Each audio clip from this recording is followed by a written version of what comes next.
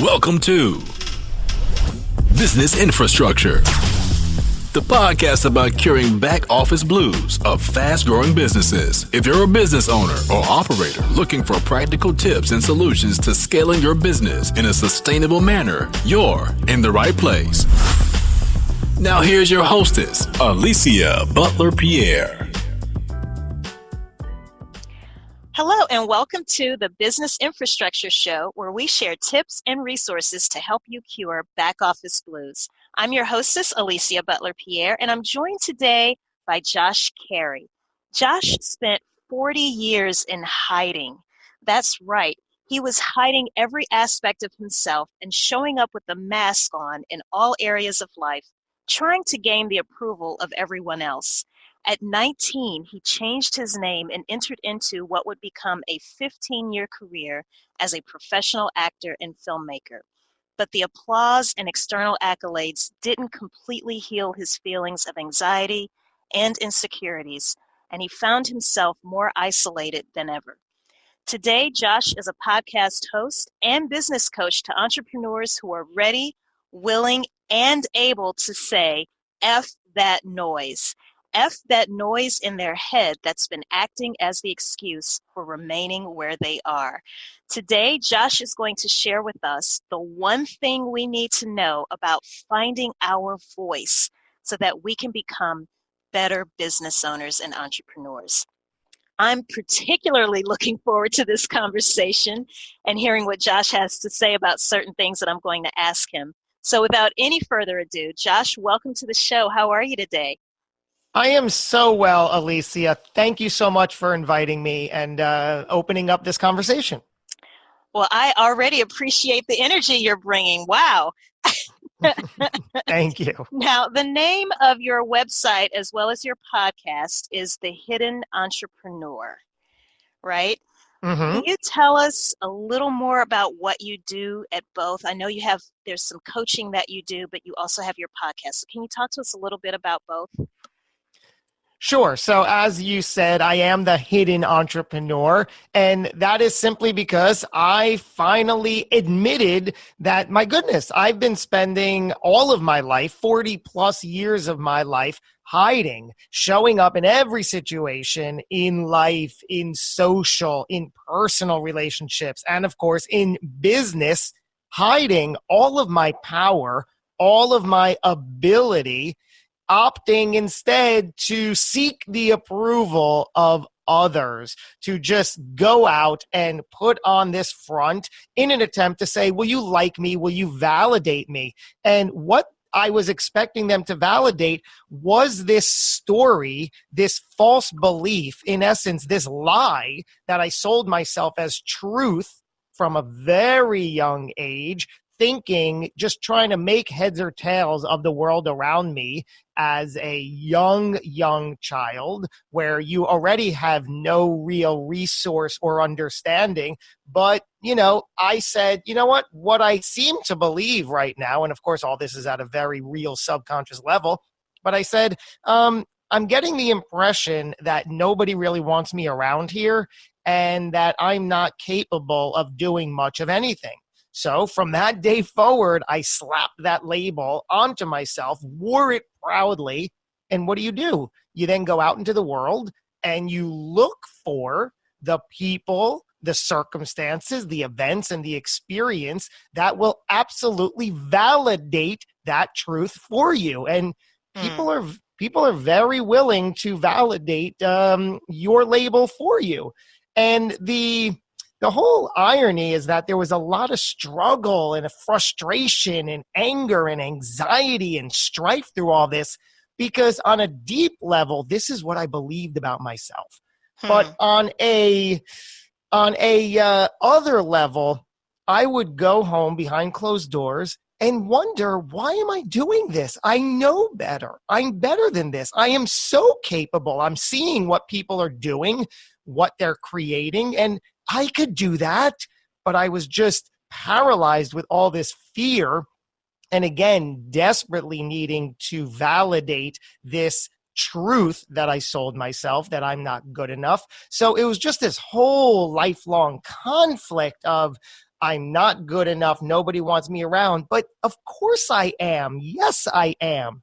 So I would go out and expect people to, on one level, on a real deep level, validate my own truth, but on a surface level say, hey, would you just validate me and acknowledge how good I am, how capable I am, and just like me, desire me, respect me? But nobody was doing that because I was showing up with all these mixed signals, and nobody knows what to do with that, including yourself. So until I was finally able to sit down, take an honest assessment of what is really going on here, why am I bothered, what's happening here, and the arrival of my two extraordinary, beautiful children today. I have a 6-year-old daughter, a 4-year-old son, who I give shout outs to as often as possible because they have become the reason I am who I am today. Early on in their existence, I realized that, oh, okay, guys, I see what's happening here. I'm the child in this relationship. And I gotta, that wasn't really working out for any of us. I saw the way they were looking at me. I got it. Clear message received. Got it, guys. And then I'm looking at them, so young, so wonderful, powerful, loving, playful, significant, confident. And I'm saying, you guys got it going on. This is extraordinary to watch. You guys are everything I've ever wished I would have been or could have been. I'm going to get out of your way for a while. I'm going to parent the best that I can. And I'm going to be over here working on myself for a little bit. And that was it. That was the final straw. And I said, I'm not going to continue to be this person, desperate, needy, insecure.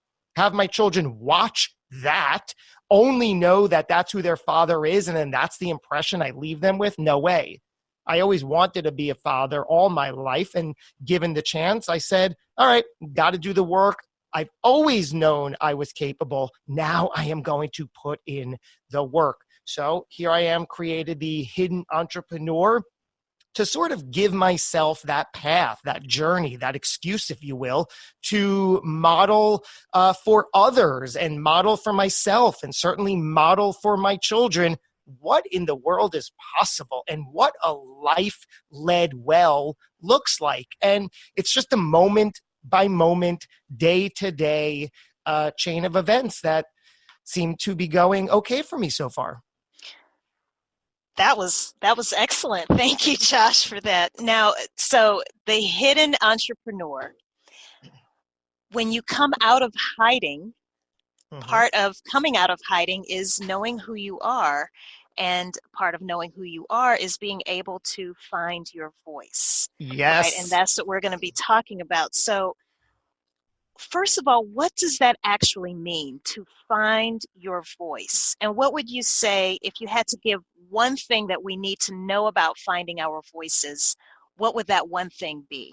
You absolutely cannot find your voice in your head. You cannot find your voice behind closed doors. You cannot find your voice staying quiet, right? I mean, that's logic, but logic never really does us well in most scenarios. But realize that finding your voice requires getting yourself heard, putting yourself out there. And that step is often what prevents us from finding your voice, from achieving what you know darn well you should be doing, could be doing, and would be doing if you just got out of your own way. So finding your voice, right? This is my voice. I can't find it just thinking about it. I can't find it in my head.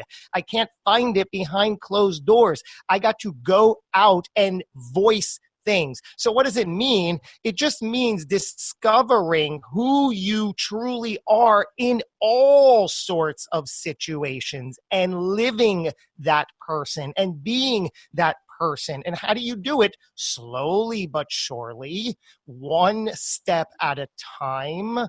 Because believe me, I spent all my life not moving in any direction I knew I should have been. So when you're ready to find your voice, you have to start speaking. You have to start doing. You have to start moving. You have to start stepping into a direction, the direction that I know you want to move in. Anytime you say, oh, I can't, I won't, I don't know, you do know. You're just looking for the permission. You're looking for the out not to. But when you're ready, willing, and able to find your voice, start taking the one small step in the right direction. You don't have to rip the Band-Aid off.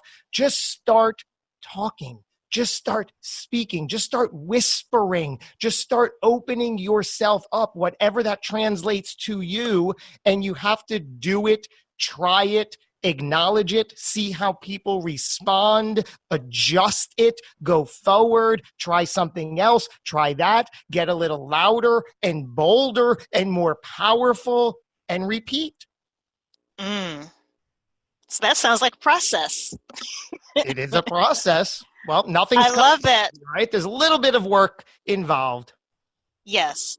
Well, before I actually would like to kind of talk through that, overall as a process, what that actually looks like.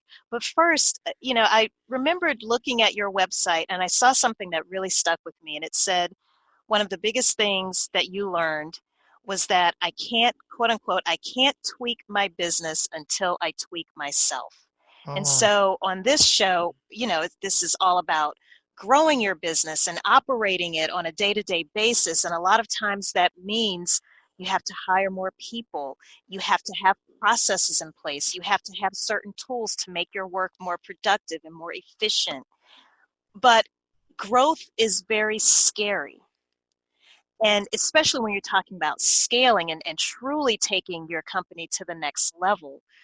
And so sometimes we find, Josh, that the skills that we have that it took to actually start the business and even grow it to a certain point, we might reach a level in our companies where we recognize, I may not possess a certain skill set. And I could almost see how the fear and self-doubt and feelings of inadequacy that may have crept up from the very beginning when you were first starting out your business, how that can slowly start to rear its ugly head all over again.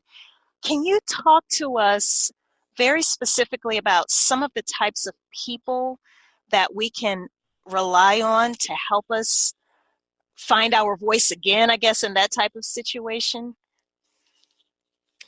Well, certainly it's going to depend on the person's business model, their strengths, their talents, their abilities, right? So when you're finding your voice, you can do it where you are getting it out there as a solopreneur and as a one-person operation. But as you just alluded to, eventually you're going to want to hire and bring people on. And in my case, that phrase you mentioned, when I realized I can't tweak my business until I tweak myself, nothing I was doing, going back to the drawing board, was working because it was from the outside in. I was serving an industry, and I kept hitting the same wall. Now, I was surviving, I was paying my bills, I was supporting a family, but going back to that internal struggle that I know there's so much more here, right? That innate frustration that we feel when just there's this block and we're not satisfied with the outcome. And for so long, I couldn't figure out why. I was ignoring all the reasons why. So I would put something out, try to serve this audience, try to improve and increase my business, put it out there, and it just wouldn't succeed as I thought. So I said, okay, I'm going to get this right. I'm going to scribble harder. I'm going to build this bigger, and I'm going to make it much more colorful, fancy, and they're going to love this. And then I, put all that energy into it and then put it out there, and they're like, yeah, no, that's not working for us at all. Just look what was happening. I was creating from such an inappropriate, ineffective place for myself. I didn't know my voice. I was hiding that. So I wasn't able to tweak my business until I tweaked myself. And here now in this brand where I am, the hidden entrepreneur, it's all sorts of proof that until I was able to work internally, do that work behind closed doors, and then bring it forward, the right people see it. I can attract the right team members who are also excited by it. So we are drawn to each other in a very comfortable, natural way. And there's no struggle, no conflict, because I'm putting out what I know to be my true voice that I have finally found, but also will continue to find. I've been at this for over a little over a year now. And the interesting thing about finding your voice is that it's not definite. It evolves. You change. Your message change. Your thoughts and ideas change. Your skills change over time. I go back and I listen and watch some of my videos and my podcast episodes just from a year ago. And I'm not really embarrassed, but I'm like, wow, I see a different person already. So when you show up each day, rediscovering your voice and reestablishing your voice and continuing to vocalize your truth, your thoughts, your passion, your ideas, getting them out there, you're going to be surprised how quickly things evolve. And you have to get really comfortable with that, because take this very dialogue, for example. I'm here. I think that this is the best, the most significant I can be. I'm present. I'm giving it my all. But in 6, 12, or 24 months, I'm going to listen back on this dialogue and I'll probably cringe. But isn't that a good thing, right? Aren't I going to cringe? I'm going to say, my goodness, Josh, listen how you sounded. Of course, I'm not going to beat myself up. I would have. But now I'm like, that's growth. That's improvement. Right. But the trap is people will prevent themselves from even showing up to a place like this because they anticipate, it might not come out good. How's it going to sound? And then all these scenarios come in. And that's the core thing you have to get over. And that's so true, because even when I am scouting for potential guests on the podcast, I've been amazed, Josh, at people that I really admire as business owners who are scared to death of being interviewed. And I'm like, wow, that's so interesting to me, because they come across as such confident people, but their reaction sometimes when I ask them, hey, wow, I really think my audience could benefit from hearing from you, because you do something that's very unique and you're so good at it. Hey, why don't you come on my podcast and talk to myself and my audience about it? And they freeze up. They ghost, right? It's so interesting to me. Now, okay, so if we tie this again back to business infrastructure, and for those who are listening to this show for the first time, business infrastructure is a system for how you link your people, your processes, and your tools to ensure that your company grows in a profitable and sustainable way. So as I'm listening to you, Josh, from a people perspective of business infrastructure, the first thing that keeps coming up to mind is our coaches. And so I definitely see now how you are able to coach people in finding their voice or rediscovering their voice. Now, we started talking about process, and you were starting to say, it's about self-reflection, doing this from the inside out, and getting bolder, and then maybe even regrouping and changing up the message and kind of looping through that whole process over again. Did I capture that correctly, or is there a better way to say it? And if so, please, by all means, tell us what that actual process really looks like. Well, I think whether you're talking about the process of your business or, as you pointed out, the from the people perspective. Now, I've always been or considered myself a people person, especially today. I realize more than ever that I love people. I love the human construct of things. I love sociology and how it applies and of course psychology and how it applies to everything we do, how we do it, why we do it, the way in which we do it. It's just all fascinating.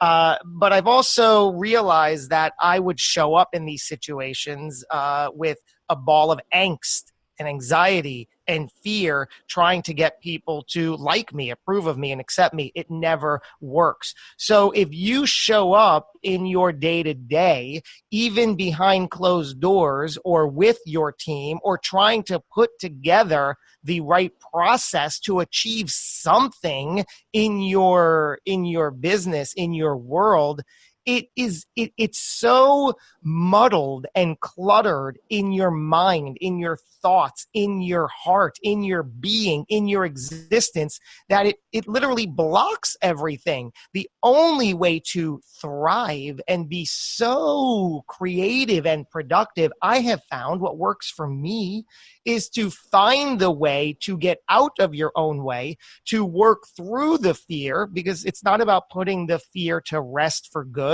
You're going to have significant moments of fear, which, just means you are on the right track. Continue down that and gain the courage to work through it and the confidence that you gain through experience. The more you do it, the more you realize that you can do it. So whether it's a process you're trying to form or people you're trying to connect with, in any regard in your life or business, you have to work on yourself. And that takes some honest reflection. For me, I was, the worst, the look and the book definition of angst and anxiety. And especially with my kids, they were shining this great big spotlight on that. And I realized that from the minute I wake up, and how I wake up, to the minute I go to bed and how I go to bed, there are a few dozen habits and rituals and patterns that I'm doing, small, medium, and large, that are not serving me and not the kind of person I want to be. So I was ready, willing, and able to make the changes to say, okay, here's a few dozen things that I know every day, again, small, medium, and large, that are preventing me from being the best I can. I want to get this right. So it's not about ridding yourself overnight of all of these. That's the trap. That's the danger. You don't have to do that. What you have to do is take one small step at a time. Replace one non-serving habit or pattern with a slightly better one. You do that over days, over weeks, over months, over years. Things start to work out for you. It's just that kind of a process. Well, this is a great place to take a break. And when we come back, I want to ask you about some tools and resources that you recommend in helping us find our voice. I also want to ask you exactly what you mean by us speaking out more. But let's take this quick break. As your company grows, it's easy to fear losing yourself and your voice as you build your team. This is how Emily Miller felt when she was faced with the prospect of taking her organization to the next level. It wasn't until she found her voice that she realized how to capitalize on her strengths and save her organization from doom. Find out exactly how she did that in Chapter 2 of Behind the Facade, How to Structure Company Operations for Sustainable Success. Her story might help you see your business in a new light too. Visit behindthefacadebook.com or go to Amazon to get your copy today. And we are back with Josh Cary. Josh, before that break, you were telling us about the one thing we need to know about finding our voices and how you recommend, number one, first and foremost, that we get outside of our heads. But I'm curious, what exactly do you mean when you say that we have to start speaking out more? Are you talking about, well, first, let me just ask you that, and then if I have more questions, I'll follow up.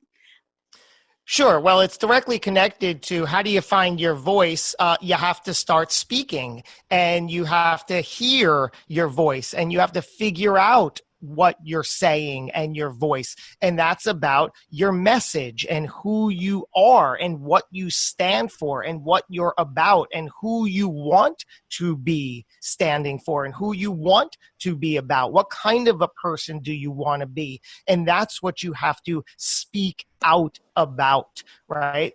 So the way you do that is by reflecting on who you are, where you've been, where you've come from, and where you want to go. That's really the whole premise of me and my brand, The Hidden Entrepreneur. I share my message, my story, in the hopes that people get it, relate to it, and say, yes, I am and was the same way. What are you doing about it? And they can tune in, they can watch, they can listen, and I'm doing things about it, speaking out and just sharing my thoughts, my ideas. So what can somebody who's listening do right now who wants to start finding their voice in the comfort of your own space? What I do is one of the things, it begins with meditation. Now, hear me out. I used to hate that word. It never used to resonate. I used to just blow it off. I never had anything to do with it until I was at a place in life where it made sense to me. Now, you can define it however you want, but it's just sitting quietly and finding the way to turn down the noise in your head and to think a little differently and to be a little quieter so the true you, i.e. your voice, can actually come out in a way that makes sense. So once you acknowledge meditation and start to understand who you really are, what your message is, what your story is, where you're going, and most importantly, what in the world do you want, right? Have a clear picture and vision on what do you want.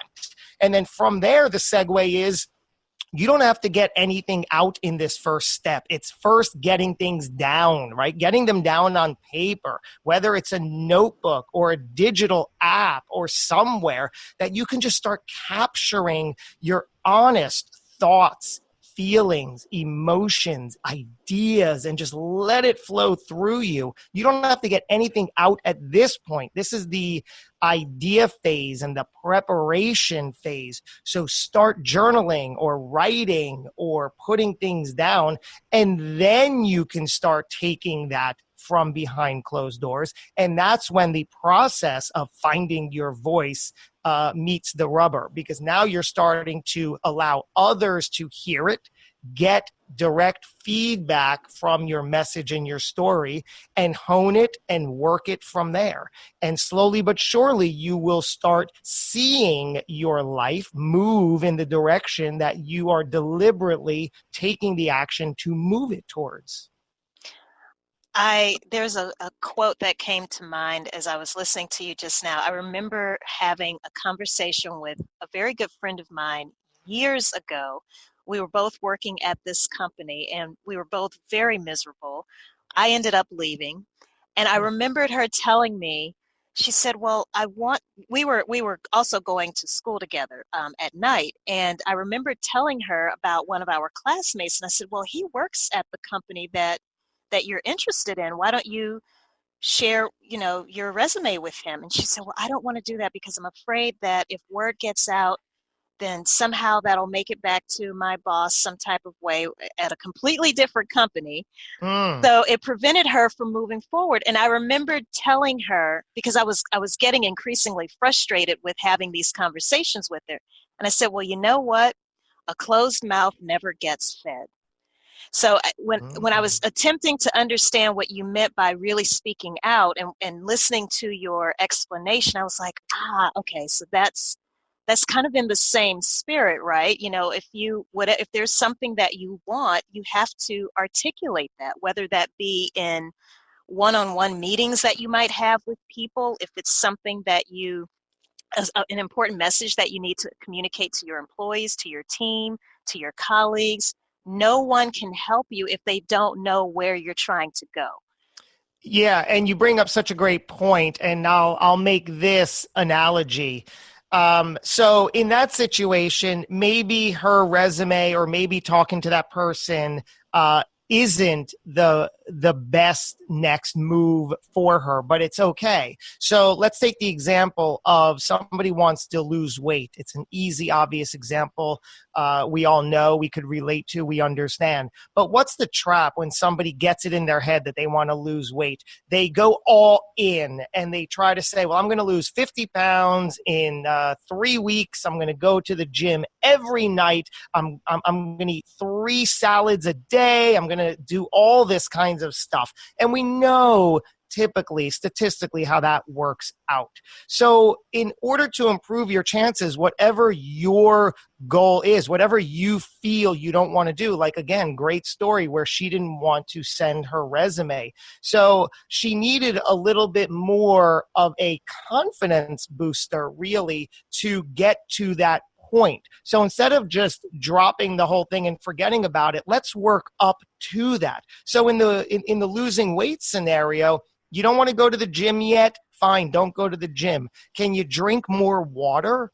Probably. Can you get a better night's sleep? Probably. Can you cut one snack or candy bar or sugar, just one, out of your day? Probably. If you're ready, willing, and able to make the change, make the one change, and then you will build up to a person who goes to the gym 3 days a week. But you might not start there. Whatever your own block is, it's okay, right? It's okay to tiptoe, to walk slowly, to walk one step at a time into the direction you want to go. That's how I did it. I have now a few dozen great habits that I indulge in during the day because they serve me and they support me. But I didn't just wake up and automatically start doing all of these things. So I hope that sort of spells it out. If you're not ready to do this great big thing that you're still a little hesitant to, work on really what can you do? What is the problem here? Is it a confidence thing? And why is that the case? What are you really scared of? Why are you scared of it? Takes some reflection and some honest talk for yourself, but it's possible to get there and to start making these small improvements that show you the kind of person you are and can be and will be once you strip away all of this noise in your head.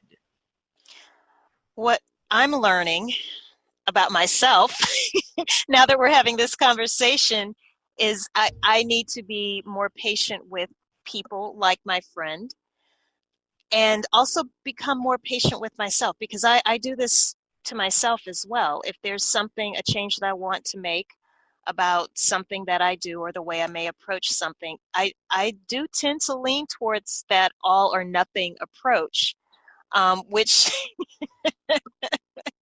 isn't always very effective, Josh. So what I'm learning is from listening to you is that I definitely just need to be more patient. And I think one of the reasons, and I don't know if for anyone else who's listening, if you also feel the same way, but it's what you were talking about earlier with all of the noise. There's so many people telling you what you should be doing and where they feel you should be at a certain point or by a certain point in your business, or even if it's something personally. And when you don't meet that particular metric, you do tend to beat up on yourself. And that's when I can actually become very impatient with myself. So if we could kind of segue into some tools and resources that you recommend. I like that you mentioned meditation. Do you have some other resources, or is there a specific guided meditation that you can recommend, or some books or webinars? And I know that there's special events that you also host, right? Yeah, so in the meditation field, again, that was never me, right? I spent all of my life just disregarding it. I heard it all my life, But just like anything else, you're only ready to hear something when you're ready to hear it. And finally, I came across meditation, and I was like, maybe there's something to this. I'm now drawn to it. Today, absolutely free app on your phone. Who doesn't like a free app? One of the leaders in the industry is a meditation app. It's called Insight Timer, and it very self-explanatory. Any length of time, any style, you can search by keyword. You can, just click around and see what resonates with you. But Insight Timer, I use every single night. And again, there's really no wrong way to meditate, so do not get caught up on that. I happen to meditate at night. Some people meditate first thing in the morning. That's not my thing. So around 9:30 before bed, I go into my living room, darken the lights, sit on a chair, pull up Insight Timer, and whether it's 10 minutes, 20 minutes, or 30 minutes, whatever it is, it's a win. And I use the app, and I feel great about it. So if you want to venture down that path, Insight Timer is the app to use. If I may, I'd also like to share a resource. So I joined Toastmasters several years ago. Oh, yes. That was huge in helping me gain clarity about what I wanted for myself personally, as well as through my business. And Toastmasters, for those listening, if you're not familiar with it, it's a public speaking organization, and they tout that they also help you develop leadership skills, and it's true, the two do go hand in hand. I also noticed, Josh, I was watching I was watching a video that you had on your website called "I Don't Care What You Think," and I heard that you will actually be in my neck of the woods, Atlanta, Georgia, in November of 2019. Now, not to date this, but do you typically do special events like that? And if so, where can people find out about those events? Well, thank you for asking. Here's how my current life happens to tie into that. I come from the acting and film world, so which we didn't even touch upon. But long story short, I was bit by the acting bug in 8th grade, and I was cast as the comedy. I was cast as the comic relief, and that's the character that is responsible for breaking the tension that has been built up through humor, through laughter. And I was cast in that role in 8th grade, which means that all of this anxiety, I was able to jump around on stage and have 300 of my schoolmates laughing. I know they were laughing at me. They weren't laughing with me, but they were laughing at me. But I loved it because I was getting this seemingly positive attention. So I said, you know what? I want to do this for the rest of my life. So I coasted through high school, C's and D's at best, and started pursuing what turned out to be a 15-year career in entertainment as an actor, as a part of a comedy team, as a writer, director, everything that I could just sink my teeth into, I did for so long. For 15 years in New York, I loved every minute of it. And what I really loved about that whole scenario is that everything you do is a collaboration. I always longed for community and connection, and this industry allowed for that. Even if you're in a one-man show, let's say, I mean, there's 50 people around you that need to come together to make that a possibility. Film is another great example. There are hundreds of departments and people that are all contributing to this one creative process. And I loved that. So when I sort of segued more into traditional entrepreneurship, I realized that I want to do live events. And I started doing them for the industry that I was working in. And I held it in Las Vegas every year because really, I love Vegas, and okay, I'll have an excuse to get out there. So let's hold it there. And what I loved about the live events is it resembled much of my filmmaking and performing days where I'm creating this production and I get to bring in the contribution of all of these other creative people for an audience. So it just tapped into everything that I loved, all of my passions now relating to the entrepreneurial world. So that's a long-winded answer to say I see live events in my future for eternity, right? I mean, for as long as I can. I want to do versions of live events. Okay.